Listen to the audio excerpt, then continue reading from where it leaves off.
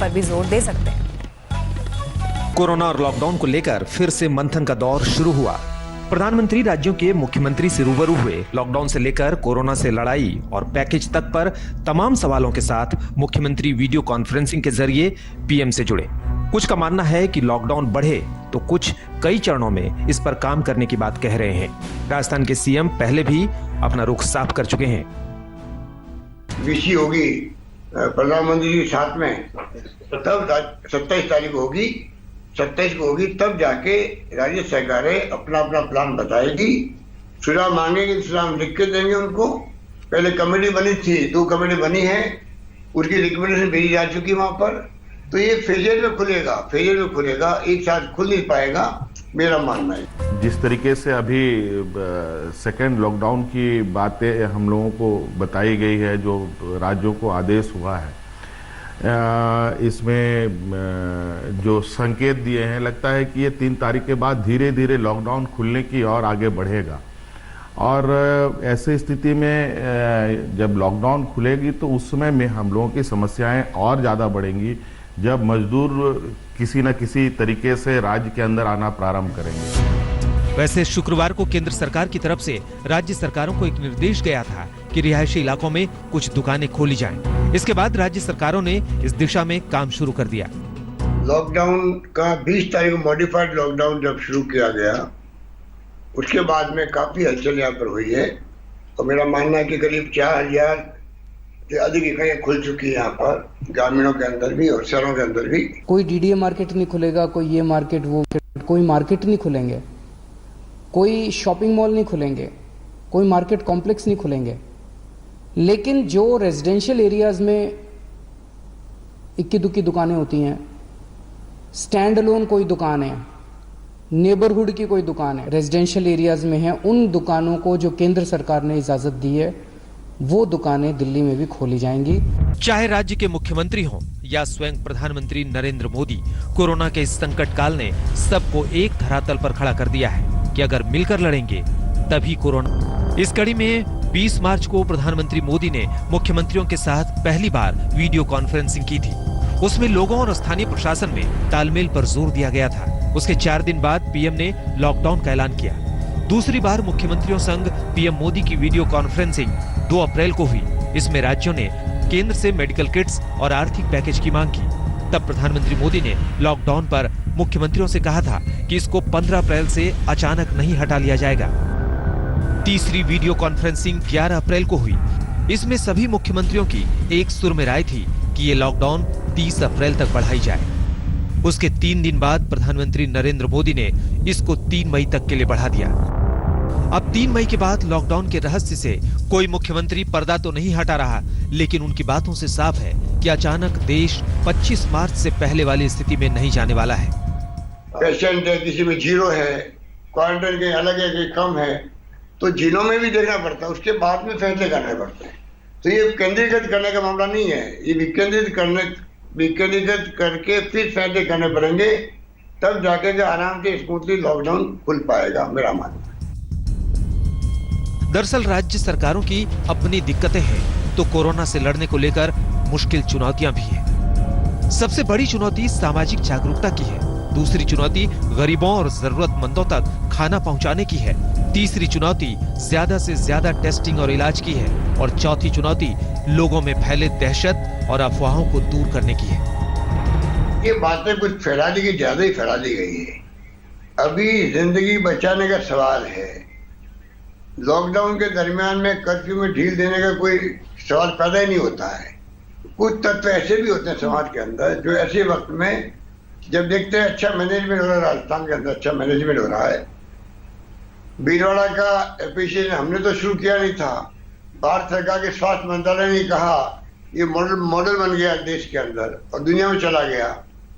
हमने कोई इसके लिए मार्केटिंग नहीं करी थी, पर फिर भी कुछ हमारे साथी ऐसे हैं जो मिसयूज करते रहते हैं। देखा अच्छा मैनेजमेंट हो रहा है, भीलवाड़ा मॉडल बन गया है। अब उन्होंने एक अफवाह फैला दी है जोधपुर के अंदर, जयपुर में, सब जगह कि कांग्रेस गवर्नमेंट इसलिए मुस्लिम इलाकों में छूट दे रही है कर्फ्यू के दरमियान, इसलिए ये कोरोना बढ़ रहा है। ऐसी बेतुकी बातें करना बहुत अनफॉर्चुनेट है। अभी तो सभी पार्टियों के साथ हम चल रहे हैं, सभी धर्म के लोगों के साथ चल रहे हैं। एक एक इंसान की जान कैसे बचे, ये हमारा ध्येय है। पीछे मुड़ेंगे तो बहुत सारी चीज़ें देखने को मिलेंगी इसमें। मैं अब पीछे जाना नहीं चाहता, मैं आगे देखना चाहता हूँ कि आगे की समस्या है वो समाधान कैसे हो। जो समस्या अब दलदल में फंस चुके हैं तो दलदल से निकलने का पहले रास्ता ढूंढा जाए, ना कि दलदल में बैठ करके गुत्थम गुत्थी किया जाए। ये मुझे लगता है कि अभी ये समय नहीं है और इसके लिए सभी मैं पहले से लगातार कहते आया हूँ, आज का दौर वो दौर है जहाँ केंद्र को राज्यों को मदद करना चाहिए और राज्य सरकारों को केंद्र सरकार को भी मदद करना चाहिए। और मैं आपको सचमुच धन्यवाद देना चाहता हूं क्योंकि आपने जो आह्वान किया है कि अब समय नहीं है कि अब हम राजनीति करें। आपने खास कर महाराष्ट्र के लोगों को जो अपील किया है, राजनीतिक लोगों को जो अपील किया है कि इसमें राजनीति ना करें, सारे सरकार के साथ रहे, सरकार को सहायता करें, यही इसकी ही जरूरत है। मुख्यमंत्रियों की बातों से साफ है कि लॉकडाउन पर बड़ा फैसला भले हो, लेकिन 3 मई और 4 मई की जिंदगी में बहुत फर्क नहीं होगा। गृहमंत्री अमित शाह ने कोरोना को लंबी लड़ाई माना तो मोदी ने आज बैठक में लॉकडाउन के फायदे गिनाए। सवाल ये उठता है कि 3 मई के आगे क्या है। लॉकडाउन की मियाद बस 1 हफ्ते बाद खत्म होने जा रही है और सवाल ये है कि उसके बाद सरकार क्या कदम उठाएगी। क्या लॉकडाउन पार्ट 3 शुरू होगा या फिर कुछ शर्तों के साथ ढील मिल सकती है। अभी और कितने दिन चलेगी कोरोना से ये जंग, कितने दिनों तक बंद रहेंगे लोगों के मकान, दुकान, जहान। प्रधानमंत्री मोदी की मन की बात से क्या निकला पैगाम। भारत की कोरोना के खिलाफ लड़ाई सही मायने में पीपल ड्रिवन है। क्या 3 मई को खत्म होगा या शुरू होगा लॉकडाउन पार्ट 3।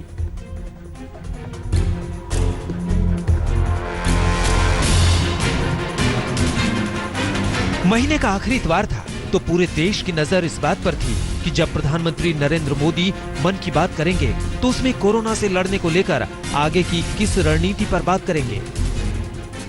इस लड़ाई के दौरान हमें अपने जीवन को, समाज को, हमारे आसपास हो रही घटनाओं को एक फ्रेश नजरिए से देखने का अवसर भी मिला है। समाज के नजरिए में भी व्यापक बदलाव आया है। लॉकडाउन के 32 दिन हो गए। इतने दिनों में देश ने अनुशासन और आत्म संयम का परिचय दिया। जिस कोरोना ने अमेरिका से लेकर यूरोप के संपन्न देशों को घुटने के बल लाकर खड़ा कर दिया, उस कोरोना से भारत बहुत मुस्तैदी से लड़ रहा है और परास्त कर रहा है। लेकिन सवाल है कि क्या 3 मई को इस लड़ाई में लॉकडाउन के हथियार का इस्तेमाल बंद हो जाएगा या इस अचूक हथियार का इस्तेमाल आगे भी होगा। मेरे देशवासियों से मैं आपसे आग्रह करूंगा, हम कतई अति आत्मविश्वास में न फंस जाएं। हम ऐसा विचार न पाल लें कि हमारे शहर में, हमारे गांव में, हमारी गली में, हमारे दफ्तर में अभी तक कोरोना पहुंचा नहीं है, इसलिए अब पहुंचने वाला नहीं है। देखिए, ऐसी गलती कभी मत पालना। दुनिया का अनुभव हमें बहुत कुछ कह रहा है और हमारे यहाँ तो बार बार कहा जाता है, सावधानी हटी तो दुर्घटना घटी। प्रधानमंत्री मोदी ने इस पुरानी कहावत को दोहराया तो इससे ये संदेश निकलता है कि कोरोना से लड़ाई में सावधानी बरतने की सख्त जरूरत है। उस सावधानी की सबसे बड़ी कसौटी लॉकडाउन है। तो क्या लॉकडाउन पर प्रधानमंत्री कोई बड़ा फैसला लेने वाले हैं? प्रधानमंत्री नरेंद्र मोदी ने कोरोना से लड़ाई में एक और अहम हथियार की चर्चा की और वो है मास्क। मास्क पहनना और अपने चेहरे को ढककर रखना। कोरोना की वजह से बदलते हुए हालात में मास्क भी हमारे जीवन का हिस्सा बन रहा है। वैसे हमें इसकी भी आदत कभी नहीं रही कि हमारे आसपास के बहुत सारे लोग मास्क में दिखे, लेकिन अब हो यही रहा है। हालांकि लॉकडाउन पार्ट 2 का ऐलान करते समय प्रधानमंत्री नरेंद्र मोदी ने कहा था कि 20 अप्रैल से कुछ इलाकों में लॉकडाउन में ढील मिलेगी, लेकिन उसमें भी कुछ शर्तें नत्थी थी। सवाल है कि उन शर्तों के आधार पर आगे क्या हो सकता है। 24 मार्च को जब प्रधानमंत्री नरेंद्र मोदी ने पहली बार लॉकडाउन का ऐलान किया था, तब देश में कुल कोरोना संक्रमित लोगों की संख्या 519 थी। और मरने वालों की संख्या 10। 14 अप्रैल को जब लॉकडाउन पार्ट 2 का ऐलान किया तो संक्रमित लोगों की संख्या 10,815 थी, यानी संक्रमण 21 दिन में 21 गुना बढ़ गया और मरने वालों की संख्या 353। 26 अप्रैल को मन की बात में प्रधानमंत्री मोदी देश को कोरोना से आगाह कर रहे थे। तब संक्रमित लोगों की संख्या थी 26,500 से ज्यादा, यानी पिछले 12 दिनों में करीब 2.5 गुना, और मरने वालों की संख्या 824। तो सवाल है कि 3 मई तक क्या स्थिति होगी। पिछले 12 दिनों में कोरोना संक्रमण पर जिस तरह काबू पाया गया है, उससे सवाल है कि क्या लॉकडाउन की मियाद 3 मई को खत्म होगी या आगे बढ़ेगी या कुछ शर्तों के साथ ढील मिलेगी। जब पुराने रोग को ही हल्के में नहीं लेना चाहिए तो कोरोना तो बिल्कुल नया मर्ज है जिसका इलाज अभी मुमकिन नहीं हो पाया है। ऐसे में सतर्क और सावधान रहने के सिवा विकल्प क्या है? सावधानी हटी तो दुर्घटना घटी। कोरोना से लड़ने में लॉकडाउन एक अचूक हथियार है, तो इसकी सफाई के लिए जरूरी है कि जांच हो और उससे भी आगे इसके इलाज का इंतजाम हो। 5 राज्यों के स्वास्थ्य मंत्रियों की जुबानी सुनिए कि वो राज्य कोरोना से कैसे लड़ रहे हैं और 3 मई के बाद उनकी क्या रणनीति होगी। A lockdown is like a pause button. A lockdown is in no way a solution to the COVID virus. अगर लॉकडाउन कोरोना से बचाव का एक ठहराव भर है तो इसका इलाज क्या है? इसके लिए दुनिया माथापच्ची कर रही है, लेकिन भारत में कोरोना से लड़ने के लिए सरकारें अपने स्तर पर टेस्टिंग का काम भी कर रही हैं। हमारे राजस्थान में हमने ज्यादा जांचों पर जोर दिया है। 2 तरह की जांच, एक रैपिड टेस्टिंग किट की जांच थी और एक RT-PCR टेस्ट की हमारे पास फैसिलिटी थी। 2 मार्च को जब पहला केस आया इटली के टूरिस्ट के रूप में यहाँ, हमारे पास जांच की सुविधा नहीं थी बिल्कुल, और मुझे खुशी है इस बात की कि 2 मार्च से लेके आज 25 अप्रैल के बीच में हमारी जो जांच की कैपेसिटी है वो हमने 5006 टेस्ट पर डे हम लोग कर सकते हैं, और आने वाले 1 वीक के अंदर 10,000 टेस्ट, ये वो कंफर्मेटरी टेस्ट की बात कर रहा हूं मैं, RT-PCR टेस्ट।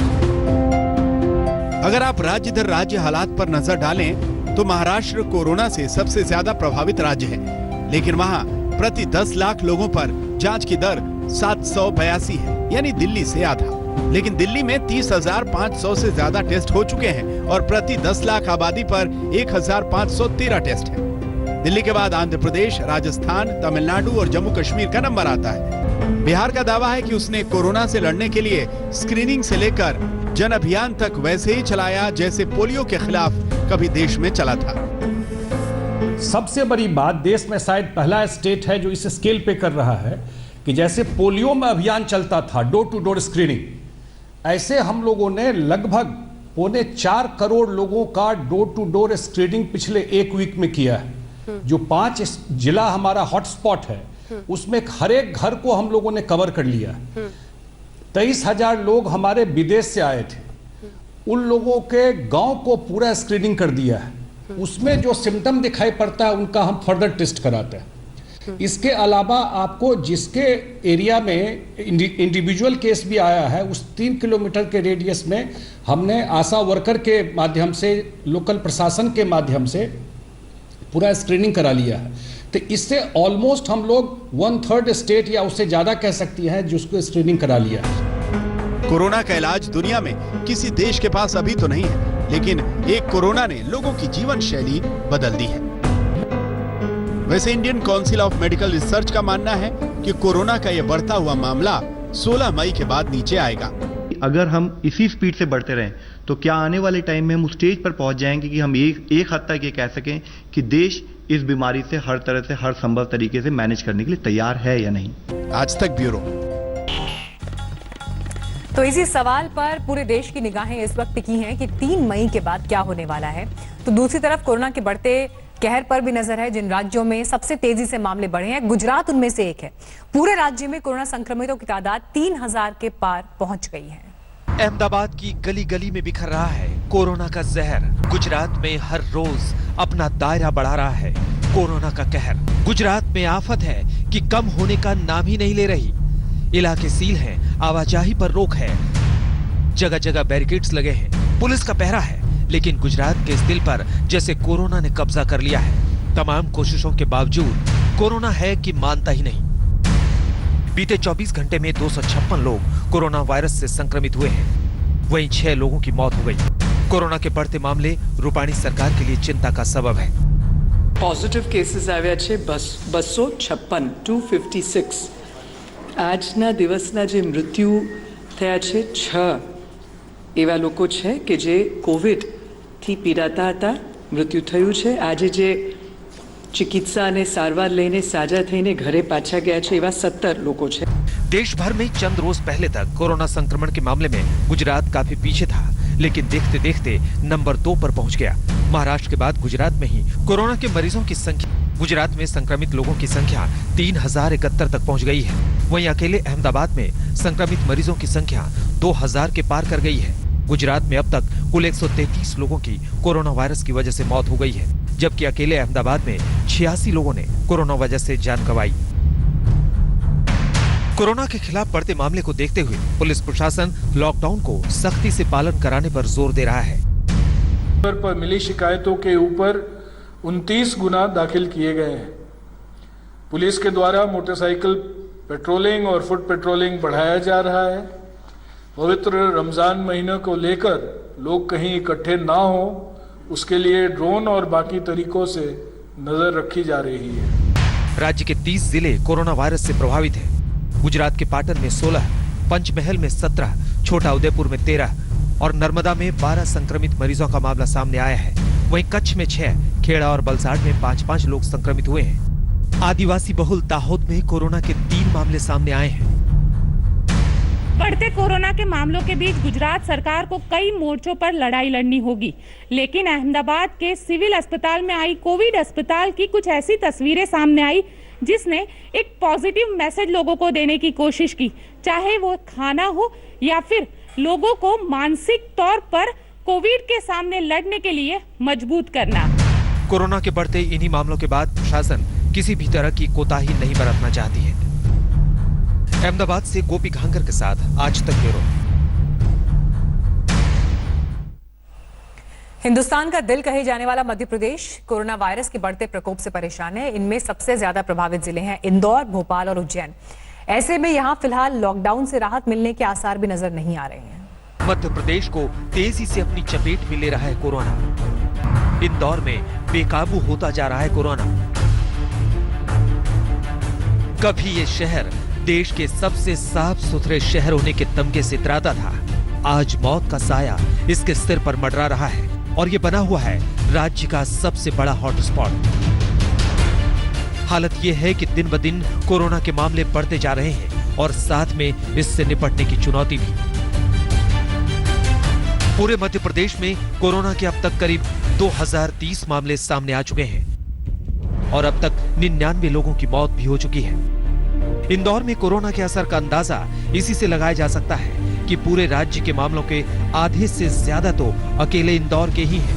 यहाँ 1176 मरीज सामने आ चुके हैं, तो वहीं 57 लोगों की मौत हो चुकी है। वहाँ पे भी और जो कंटेनमेंट एरिया के बाहर वहाँ पे भी टीमें लगातार बढ़ाई जा रही हैं और सक्रिय टीमें चिकित्सा की टीमों के साथ में म्यूनिसिपल कॉर्पोरेशन का, शिक्षा विभाग का, महिला बाल विकास विभाग का अमला है और साथ में प्रशासनिक और पुलिस विभाग के अधिकारी भी हमारे साथ कंधे से कंधा मिला के काम कर रहे हैं।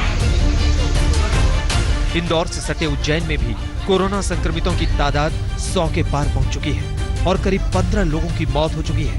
वहीं राजधानी भोपाल की बात करें तो यहाँ भी अब तक 346 कोरोना पॉजिटिव मरीज हैं, जबकि 9 लोग जान से हाथ धो चुके हैं। देश भर में लॉकडाउन के चलते कई जगहों पर अभी भी सख्ती साफ तौर पर देखी जा रही है।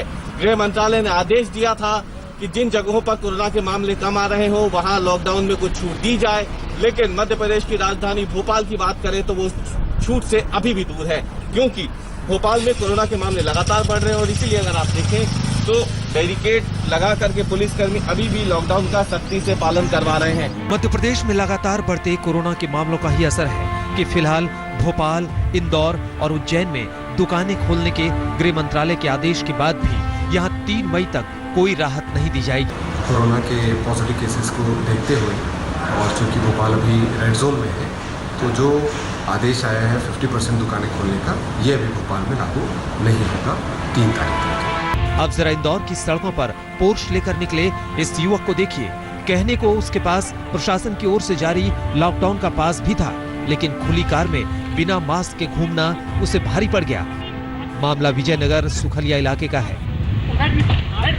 नीचे बैठ जा, नीचे बैठ जा, मैं बोल रहा हूँ। अरे ढंग से बैठ जा कि बिठाऊंगा, सिखाऊंगा भी मैं। ढंग से बैठ।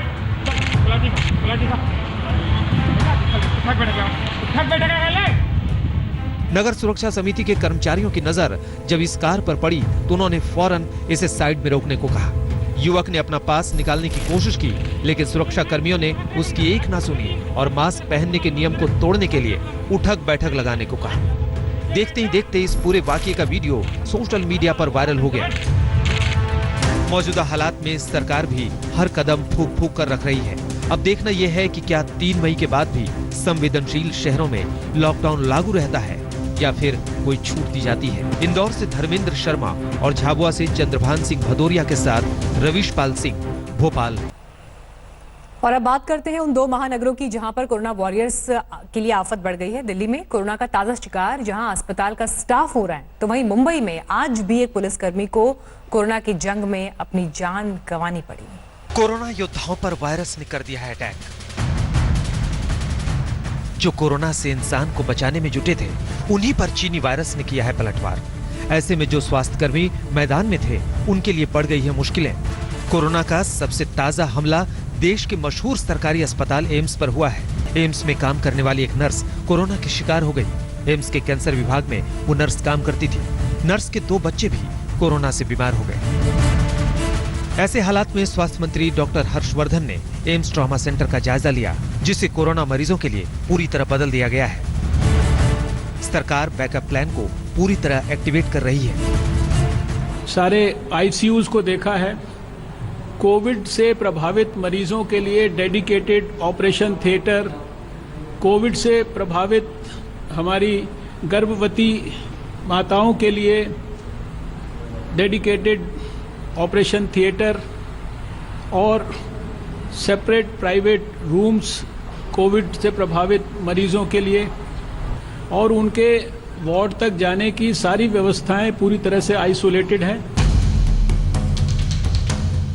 कोरोना के खतरे सिर्फ एम्स तक ही सीमित नहीं है। दिल्ली के कई अस्पताल में मेडिकल स्टाफ जंग लड़ते लड़ते कोरोना से संक्रमित हो गए हैं।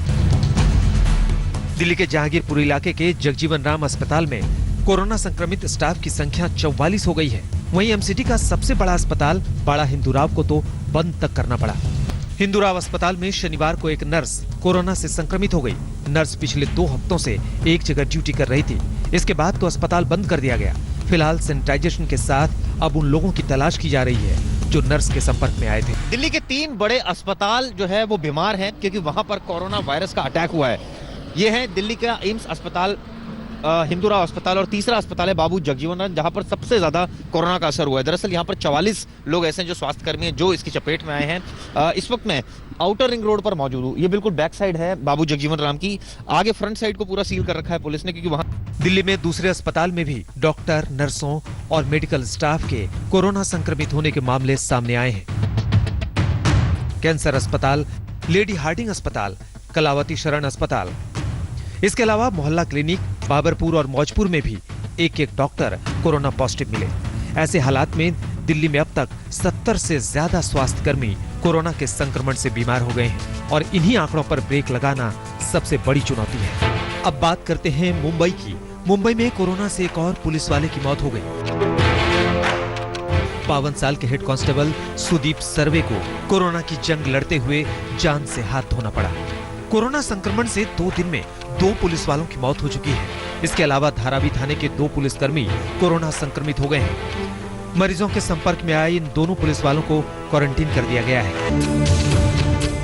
हालत यह है कि शहर के सबसे बड़े एग्जीबिशन सेंटर नेस्को को क्वारंटीन सेंटर में बदलना पड़ रहा है, ताकि जरूरत पड़ने पर बदतर हालात को वक्त रहते काबू किया जा सके। यहाँ 1240 बिस्तरों वाला सेंटर बनाने की तैयारियां जोरों पर है। सभी हॉल्स को जो है क्वारंटाइन फैसिलिटी में बदला जा रहा है। यहाँ पर आप देख सकते हैं तैयार अब पूरी तरीके से चल रही है और आपको बता दे ये अभी तक का सबसे बड़ा जो है क्वारंटाइन फैसिलिटी बनेगा मुंबई में, क्योंकि इस पूरे नेस्को ग्राउंड के अंदर जहाँ पे जो 5 अलग अलग बड़े बड़े एग्जीबिशंस हॉल है उसमें लगभग 1240 बेड्स बनाए जाएंगे। आप देखिए अभी भी बेड्स। देश के बड़े शहरों में कोरोना से जंग जारी है। मरीजों की तादाद को रोकना ही महाराष्ट्र सरकार के लिए सबसे बड़ी चुनौती है। दिल्ली में कोरोना के बढ़ते संक्रमण के बीच पुलिस तबलीगी जमात के मौलाना साद को ढूंढ रही है। पुलिस को उसकी सारी डिटेल्स मिल चुकी हैं, लेकिन इस बीच प्रधानमंत्री मोदी ने अपील की है कि लोग भी समझदार बने और ये इशारा ऐसे लोगों के लिए काफी है। और डॉक्टरों पर थूकने और बदतमीजी की खबरें आती रही। इस पर प्रधानमंत्री मोदी ने बगैर किसी का नाम लिए एक संयत अपील की। सभी लोग ये समझ रहे हैं कि सार्वजनिक स्थानों पर थूकने के क्या नुकसान हो सकते हैं। यहाँ वहाँ कहीं पर भी थूक देना गलत आदतों का हिस्सा बना हुआ था। अब वो समय आ गया है कि इस बुरी आदत को हमेशा हमेशा के लिए खत्म कर दिया जाए। माहौल ऐसा रहा कि जब तक अंसार मुहाजिर। लेकिन जिस मौलाना साद पर जमात के लोगों को मरकज में रखने का आरोप लगा उसकी खैर नहीं है, क्योंकि पुलिस के हाथ लगी है मौलाना साद की जन्म कुंडली और कर्म कुंडली। दिल्ली पुलिस की फाइल के इस कागज पर सबसे पहले मौलाना की उम्र, पता ठिकाना और पद का नाम दर्ज है। 50 साल के मौलाना साद के 2 ठिकाने हैं, एक तो यूपी के शामली का पैतृक घर और दूसरा दिल्ली के निजामुद्दीन की मरकज इमारत, जिसे कोरोना की फैक्ट्री बना दिया गया था। मौलाना अब यह जगह छोड़ चुका है। इसके अलावा उसके 3 बेटों का जिक्र है। मरकज से निकले कोरोना के जिन ने स्वास्थ्य कर्मियों के लिए तो मुश्किलें बढ़ाई ही, जमातियों के मुखिया मौलाना साद की गिरफ्तारी ना होना पुलिस के लिए भी बड़ी चुनौती बनी हुई है। अरविंद ओझा, दिल्ली आज तक। नमस्कार, मैं हूं अंजना ओम कश्यप। हमें उम्मीद है ये वीडियो आपको पसंद आया होगा। लेटेस्ट खबरों के लिए यूं ही देखते रहिए आज तक और इस वीडियो के पसंद आने पर लाइक, शेयर एंड सब्सक्राइब करना ना भूलें।